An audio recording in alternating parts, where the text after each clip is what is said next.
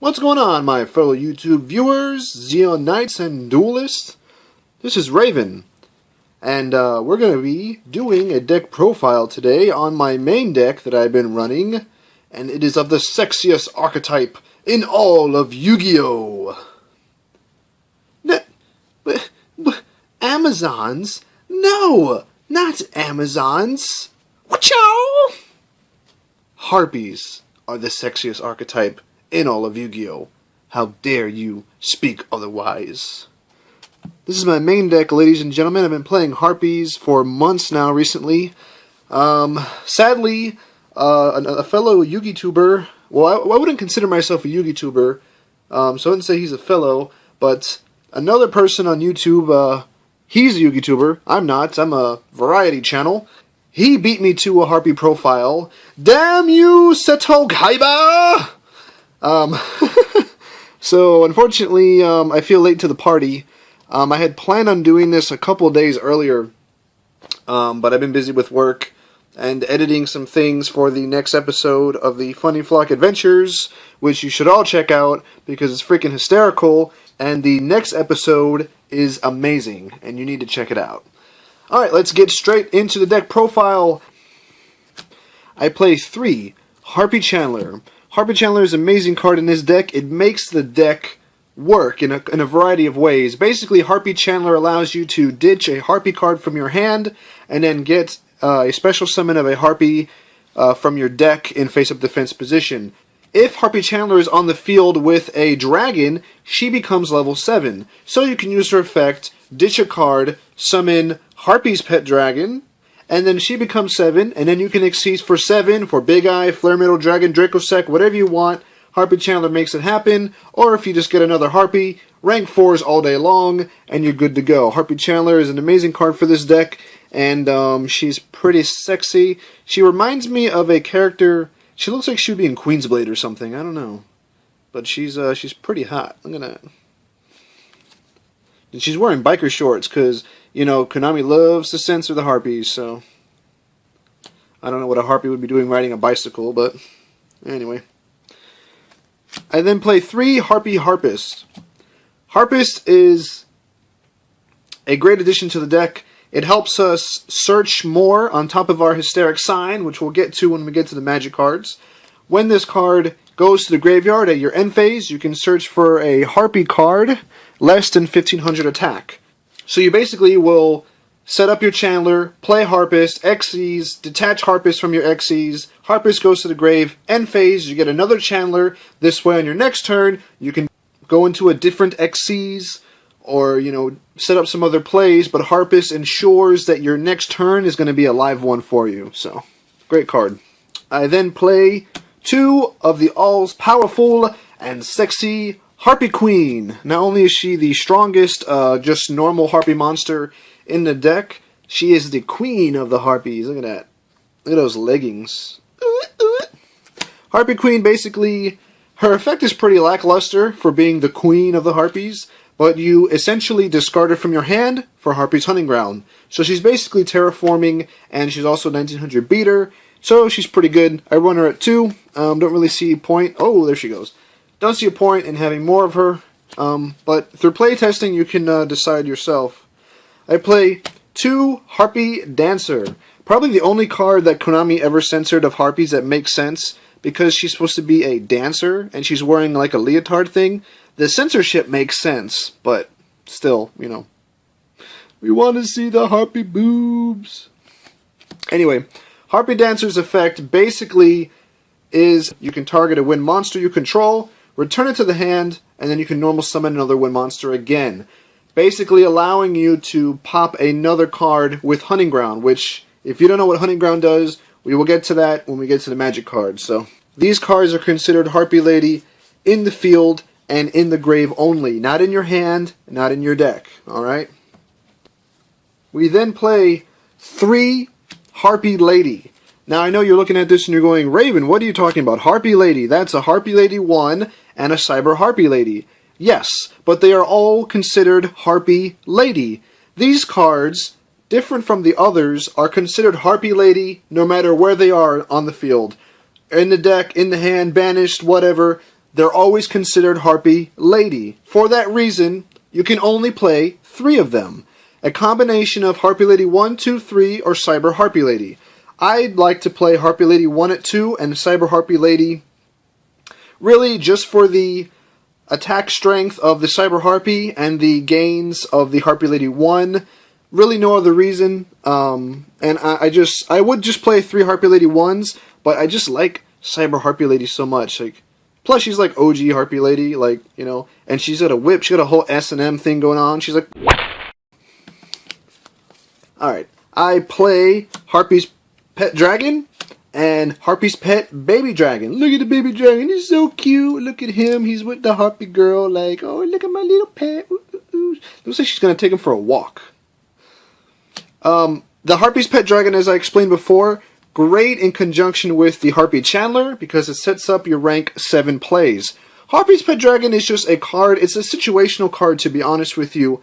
Its effects differ based on how many Harpies you have on the field. If you have at least 1 Harpie Lady on the field, while this card is face up, your opponent cannot select monsters on your side of the field as attack targets that include Harpie in their name. If you have 2 on the field, you double the attack and defense of this card, making him 24-12. And if you have 3, you can destroy 1 card on your opponent's side of the field.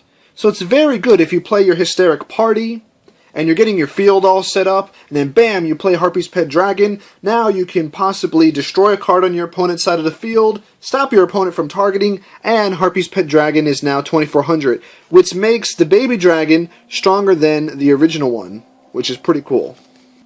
For the 1 non-Harpie card, I play Blackwing Zephyros. He just works so well with the deck. If he's in your grave, you can return the face-up card you control to your hand, and then special summon him, you lose 400 life points. You're basically going to use this card with maybe your Hysteric Sign, or your Hunting Ground, send those cards back to your hand, and then play him from your graveyard. So he's pretty cool. And plus, he's the only male of the deck besides the dragon, so, you know, he likes to hit on all the Harpies every now and then. Alright, on to the trap cards. I play probably the most OP trap card in Harpies, Hysteric Party. Hysteric Party is basically Call the Haunted on crack. You discard a card from your hand, and then you summon as many Harpie Ladies from your grave as possible, including the discarded card. So if you discard a Harpie, that card will also come back. The only problem with this is that if Hysteric Party is destroyed, all your Harpies get blown up. So you need to be very careful when playing this card. It could save you, but it could also completely wreck you. I play 2 Icarus Attack. Icarus Attack is an amazing card for any Blackwing, Harpie deck, whatever. You tribute a Winged Beast monster, destroy 2 cards on the field, doesn't matter if they're face up, face down, whatever, you blow them up. Plus, the card art is completely amazing, cool.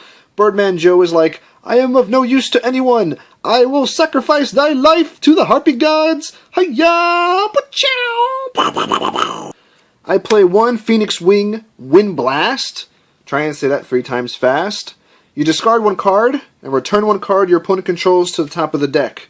This card is very good because for Harpie Harpist and Hysteric Sign's effect to activate, they need to go into the grave. So if you discard it as a cost for either your Hysteric Party or Phoenix Wing Wind Blast, you're going to get your searches off in addition to the effects of the cards that you're activating. So it's a good card. I play 2 Reckless Greed for draw power.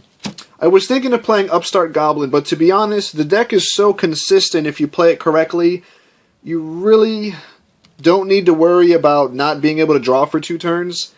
If you are having trouble with drawing for 2 turns, your ratio might be off in your deck, or you might have just had a really hand, which barely ever happens in my experience with this deck.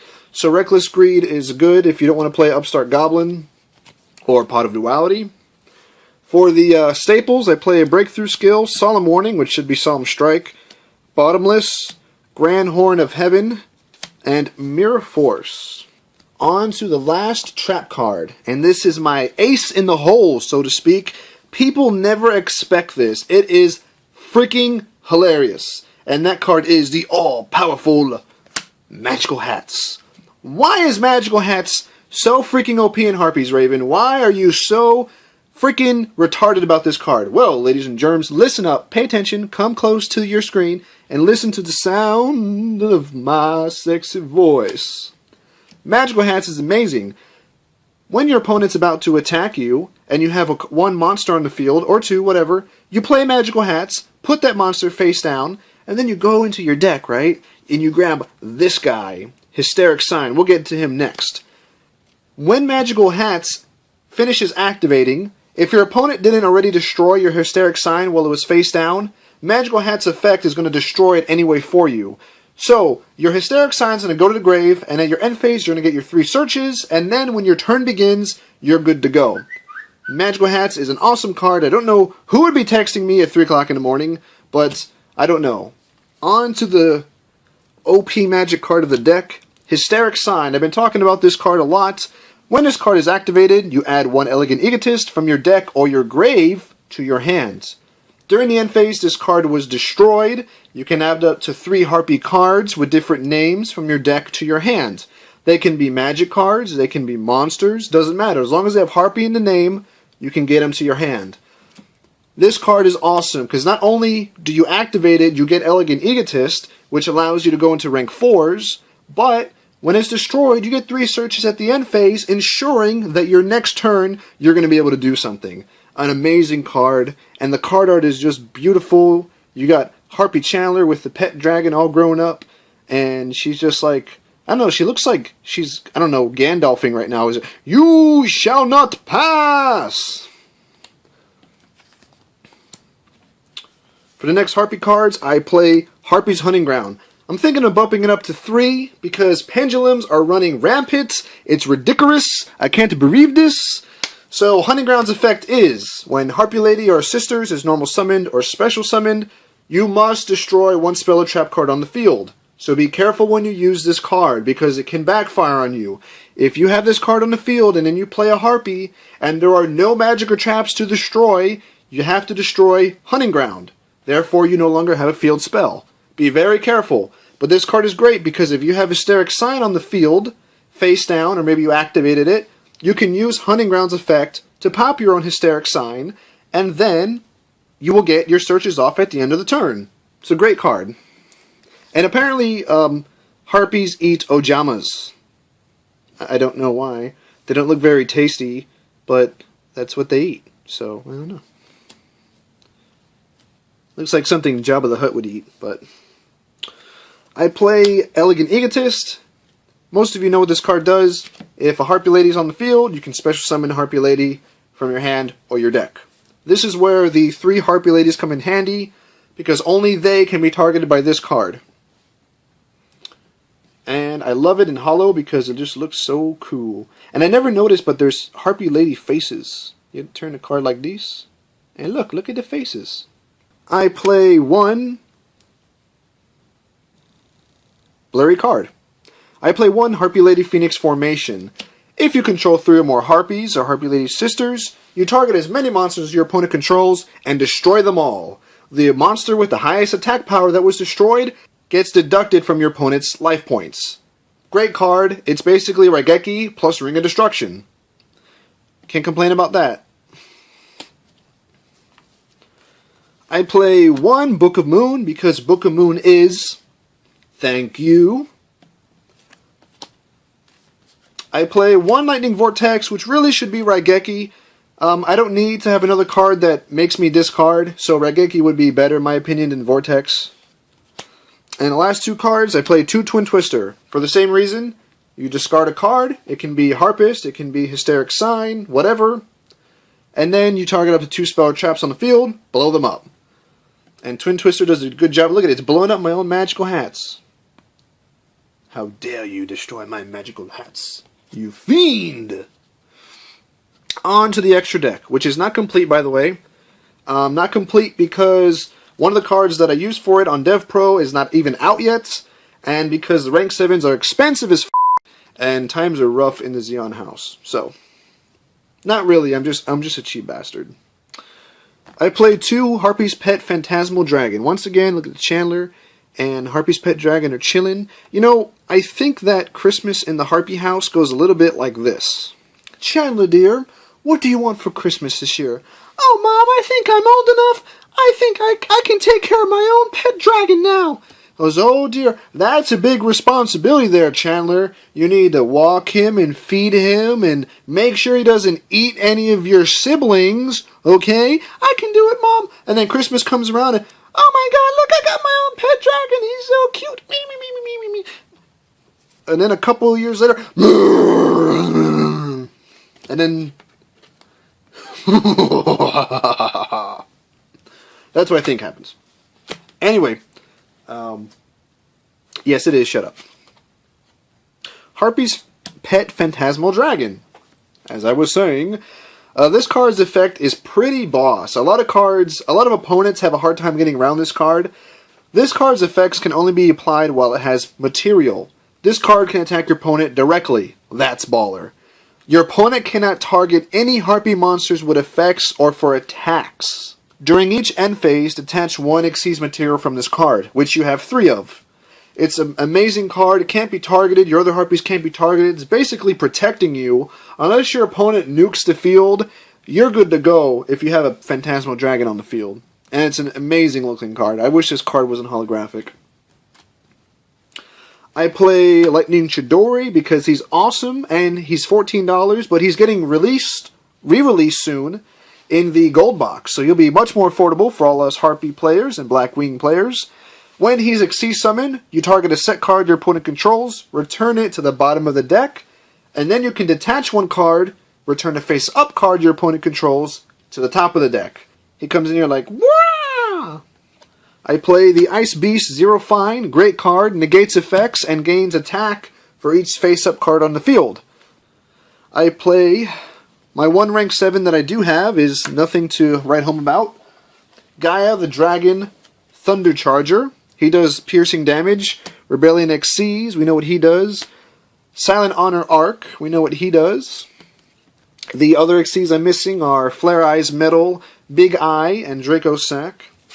I play Castell, of course, because he's a wing beast, so not only does he get attack power from Hunting Ground, but you can use Icarus attack on him, and when you use your 2 materials, you send something back to your opponent's deck, and then you go, Icarus attack, and then Castell goes, Caw! And then he destroys 2 more cards. So, amazing for this deck. My last 2 cards I play are Utopia and Utopia Ray. Why do I play Utopia Ray? Well, because in Dev Pro, I play Utopia Lightning. And the play for that is, you play your 2 level 4s, you play Utopia, overlay Ray, and then you can overlay Lightning on top of Ray. And as long as Lightning has Utopia as material, when he gets into a battle phase, you can have his attack go up to 5,000. Cool as hell. He'll be being released soon, I think at the end of this month. And a few friends of mine have already pre-ordered him. He's going for about $10, not too bad. Utopia and Utopia Ray, not that expensive cards, and they go great with Lightning. So that's the deck, ladies and gentlemen. That is my Harpie deck. It is my main deck. I've been using it for months, and I really enjoy it. And the Harpies are completely sexy, of course. I hope you enjoyed the deck profile. I hope it was informative. I hope you were entertained a little bit at least. I try to do this in my deck profiles. I try to make them funny. I know my humor is kind of dry sometimes, and sometimes it might just fall flat, but I try. I hope you all know that. I really do. I hope you enjoyed this. Hope you learned something. And until then, ladies and gentlemen, I'll be coming at you with some more deck profiles of the rest of my friends' decks soon, and my Noble Knight deck that I used to run. Until then, have fun dueling, and Zeke! Oh no. You did not come here! Come here!